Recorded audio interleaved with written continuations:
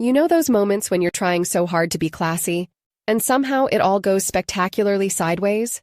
Good etiquette is a bit like dry shampoo. Most of the time, it quietly saves you. But occasionally, it explodes in a fine white cloud, and suddenly you're that person. Because here's the uncomfortable truth. Sometimes doing exactly what Miss Manners would prescribe is exactly what makes you look like a snob, a killjoy, or, my personal favorite, the coldest person at the table. Ever held a door for someone, only to have them speed walk to avoid feeling awkward? Or refuse to cling your glass, because technically you're not supposed to, while everyone else is toasting like it's a frat party? Congratulations. You, my friend, just committed the social equivalent of a left turn on red. Absolutely correct, yet spectacularly unpopular. And here's the kicker. These moments aren't rare. I'd argue most of us will, at some point, get caught in this odd limbo, doing everything right, but somehow coming off a bit off. So today, I'm breaking down 7 times good etiquette quietly makes you look rude. Spoiler. There will be no doilies and zero judgment. Just honest awkwardness. Let's get into it. Number 1. The crystal cling catastrophe. Picture this. You're at an impossibly chic dinner party. The table sparkles with actual crystal, the kind that makes your bank account nervous just by looking at it. Someone raises a glass for a toast. Everyone beams, leans in, and cling. Except you. You hesitate. Why? Because you've read that true etiquette says never to touch crystal to crystal. It can damage the rim. And besides, it's vulgar. Your inner Emily Post is practically glowing with pride. But in that tiny clinking silence, everyone notices you're the only one refusing to join the fun. In that moment, you're not the epitome of grace. You're the party's designated buzzkill. Does anyone actually care about the history of clinking? Absolutely not. Do you look rude? You bet. And yes, I've done this. I'll tell you later how I salvaged that one. Number 2. The invitation decline that feels like a slap. Here's another. Declining an invitation promptly and politely. On paper, perfect etiquette. You respond quickly, thank the host, and give a brief, dignified reason. But to someone who wanted you there, a quick regret lands like a lead balloon. I once replied to a birthday invite within 10 minutes, expressing my gratitude, regret, and a gentle hope they'd have fun. The response? I was obviously looking for a better offer. Apparently, the correct way out is to wait 3 days, invent a crisis, and then apologize in a novel. Turns out, swift honesty is elegant and deeply suspicious. Number 3. Not eating until the host begins. You know that moment when you're invited to a big family meal, and one person is sitting there, fork hovering midair, staring longingly at their plate, refusing to take the first bite until the host starts eating? Proper etiquette, of course. Textbook. But let's be honest. In real life, this person looks less like a paragon of manners and more like they're part of a hidden camera experiment on delayed gratification. Everyone else is already elbows deep in salad, and there they are. Immovable, noble, and vaguely tragic. Eventually, someone notices and asks, "Are you doing intermittent fasting, or?" Number 4.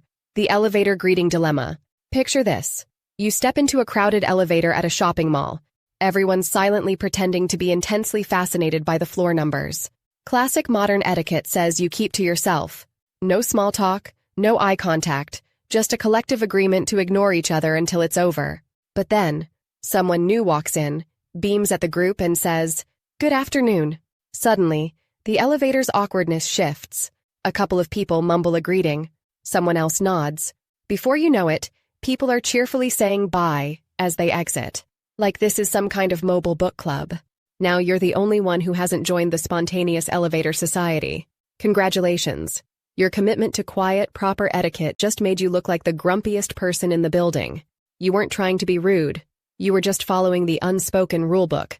But in this 5-second social experiment, the rulebook went out the window, and suddenly you're the elevator's public enemy number 1, just for following the rules.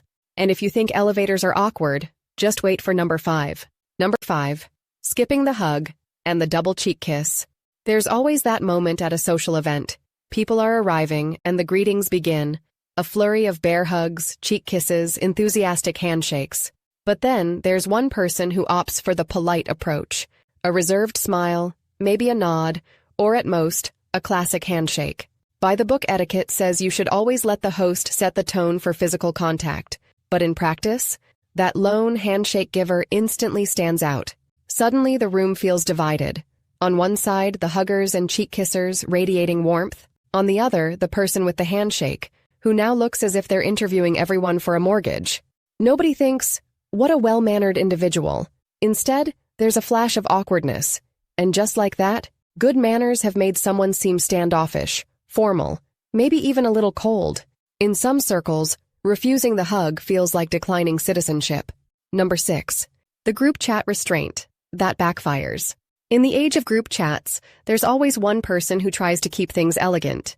No unsolicited memes, no midnight voice notes, no lengthy updates about their cat's digestive issues. Just the occasional relevant reply. Always well punctuated, always on topic. In theory, this is digital etiquette at its best. Respectful, efficient, unintrusive. In practice, it's social sabotage. After a week of lively GIF wars and emotional life stories, that one person who only responds with "thanks noted" starts to seem suspicious. Suddenly, the group wonders, are they secretly judging us? Do they hate fun? Are they even reading these messages? Or are they quietly plotting to leave? Congratulations! Your polite restraint just made you look like the CIA's least popular operative. In today's world, not oversharing is the new rudeness. Number 7. When good etiquette actually gets you in trouble. Now for my favorite, when good etiquette actually gets you in hot water. Picture this. You're in a meeting, and someone important, maybe your boss, makes a mistake. They mispronounce a name, announce the wrong restaurant, get a simple fact spectacularly wrong. You know the etiquette rule. Never correct someone in public, especially if they're above you. So you smile politely and let it go, thinking you've done the gracious thing. But later, the boss realizes their error and wonders why no one stepped in. Or worse, someone else corrects them later. And you get the, "Why didn't you say something?" side eye. Congratulations. You were the soul of discretion, and now you're public enemy number 1. Sometimes the polite move is the one that gets you into real trouble. By the way, that time I refused to cling the crystal, I made a joke about leaving no evidence for the dishwasher police. Everyone laughed. Lesson. Even when etiquette blows up in your face, humor is your best backup plan. So, why does this keep happening? Because etiquette is only half the story. The other half? Context. Social intelligence. A gentle read of the room. The most gracious people I know, they know the rules.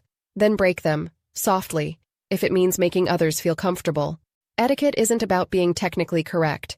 It's about quietly smoothing the edges, reading faces, and never letting anyone feel out of place. If you've ever found yourself in these situations, caught between right and nice, you're in good company. Sometimes the most elegant move is to let go of etiquette, just for a moment. But I have to ask, what's the one correct thing you've done that backfired spectacularly? Drop your stories below.